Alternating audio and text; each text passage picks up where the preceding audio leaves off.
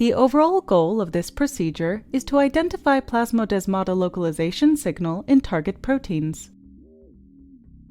The method can help answer key questions when studying plant intercellular connections by identifying critical sorting signals that direct proteins to the plasmodesmata, which in turn facilitates the cell-to-cell transport of large molecules. The main advantage of this technique is that the procedure is reliable and it can be easily adapted for discovery of plasmodesmata localization signal sequences in most plasmodesmata targeted proteins.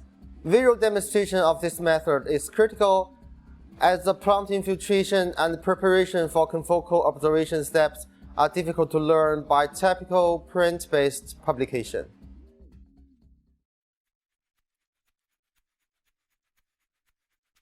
Plant Nicotiana benthamiana seeds in wet soil and at a high density. While growing, keep them in a controlled environmental chamber at 20 to 25 degrees Celsius and under 16 hours of light per day, which contains about 75 micromole of photons per meter squared per second.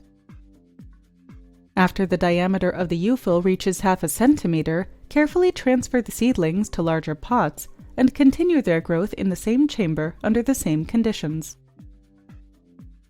Maintain the plants until they grow to the 4 to 8 leaf stage within 4 weeks.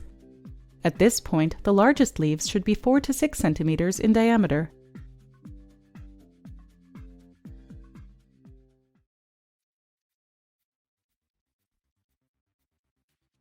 For easy identification and analysis, choose an expression system and fluorescently tag each expressed protein as described in the accompanying text.